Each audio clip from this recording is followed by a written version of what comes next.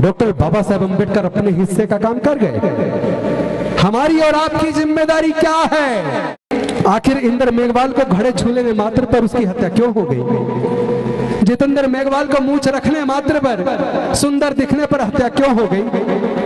हाथरस के अंदर एक बेटी की हत्या करके आधी रात को उनका शव जला दिया गया। आखिर क्यों?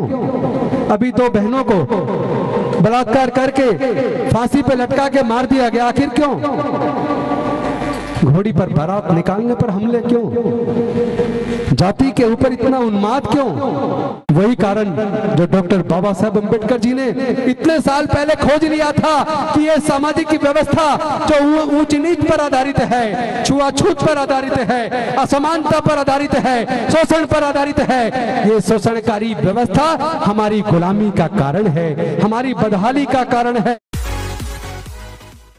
अभी आपने राजरत्न अंबेडकर जी को सुना। उन्होंने डॉक्टर बाबा साहब अम्बेडकर के पूरे जीवन संघर्ष को आपके सामने रखा।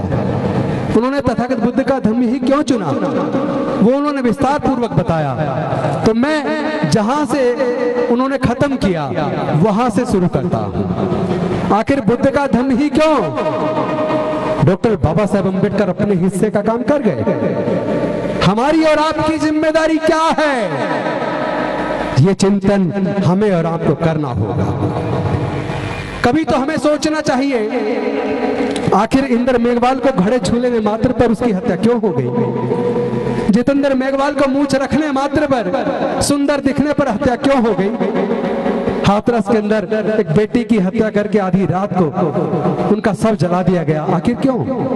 अभी दो बहनों को बलात्कार करके फांसी पे लटका के मार दिया गया। आखिर क्यों? घोड़ी पर बारात निकालने पर हमले क्यों? जाति के ऊपर इतना उन्माद क्यों? जब तक हम इस बीमारी को नहीं समझेंगे तब तक बीमारी का इलाज नहीं हो सकता। आप लोग जब बीमार हो जाते हैं, इलाज के लिए डॉक्टर के पास जाते हैं। डॉक्टर आपका सारी परेशानी सुनता और समझता है, समझने के बाद दवाई देता है।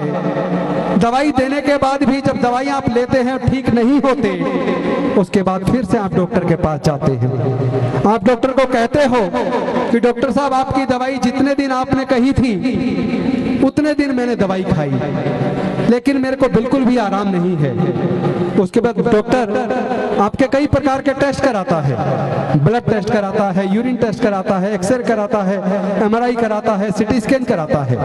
और सारी जांच कराने के बाद पहले वो बीमारी के कारण को समझता है। जब आपकी बीमारी का कारण समझ आ जाता है, उसके बाद डॉक्टर दवाई देता है और दवाई लेने के बाद आप लोग ठीक हो जाते हैं।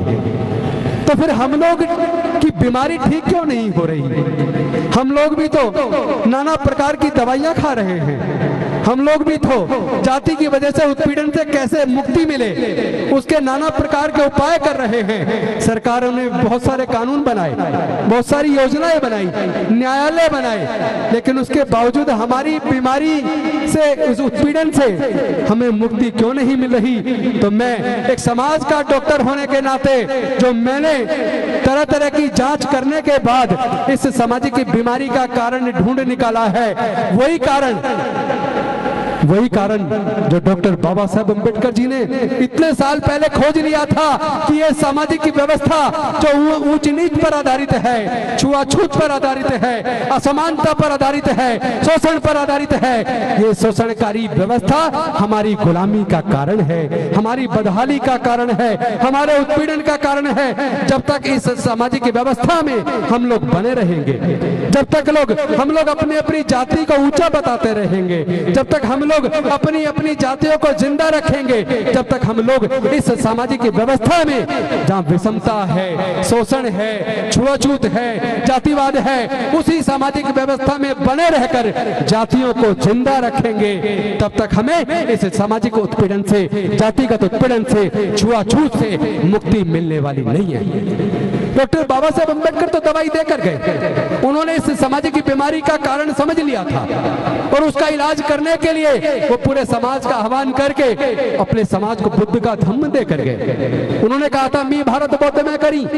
मैं भारत को बौद्ध में करूंगा, मैं अपने समाज को छुआछूत से, जातिवाद से मुक्त करूंगा, मैं अपने समाज को अनेक प्रकार की विषमता से, असमानता से मुक्त करूंगा, मैं अपने समाज के जीवन के विकास के रास्ते खोल दूंगा। और उन्होंने संकल्प लिया अब मैं अपना बाकी का जीवन भारत को बौद्ध में बनाने में, छुआछूत मुक्त बनाने में, जातिवाद मुक्त बनाने में लगाऊंगा। लेकिन 14 अक्टूबर 1956 को डॉक्टर बाबा साहेब अम्बेडकर ने बुद्ध के धम्म की दीक्षा ली, बुद्ध के धम्म को अपने आचरण में उतारा। लेकिन इससे पहले कि वो पूरे भारत को बौद्ध में करते, वो दीक्षा लेने के 1 महीने 22 दिन बाद वो महापरिनिर्वाण को प्राप्त हो गए। और उसके बाद वो डॉक्टर बाबा साहेब अम्बेडकर का सपना, वो सपना रह गया। हम लोगों ने बाबा साहेब की ये तो कहा हम बाबा साहेब की औलाद हैं, हमने ये तो कहा हम बाबा साहेब के खून हैं, ये तो हमने कहा हम डॉक्टर बाबा साहेब अम्बेडकर को मानते हैं। लेकिन शर्म की बात है कि हम डॉक्टर बाबा साहेब अम्बेडकर की बात को नहीं मानते। हम लोग डॉक्टर बाबा साहेब अम्बेडकर की बात को नहीं मानते।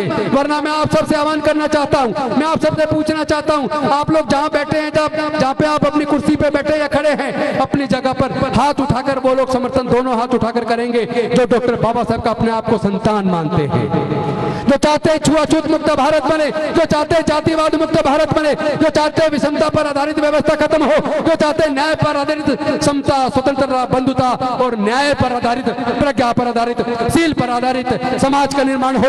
एक ऐसा भारत बने जहां जाति के आधार पे होने वाले छुआछूत को पूरी तरह से निस्ते नाबूद कर दे, जहां हमारी बहन बेटियों की इज्जत को हम सुरक्षित कर लें, जहां कोई घोड़े खरीदने पर हत्या ना हो, जहां कोई घोड़ा खरीद को टच करने पर हत्या ना हो, जहां कोई मूंछ रखने पर हत्या ना हो। अगर आप लोग ऐसा चाहते हैं तो आपको डॉक्टर बाबा साहब अम्बेडकर की बात को मानना होगा।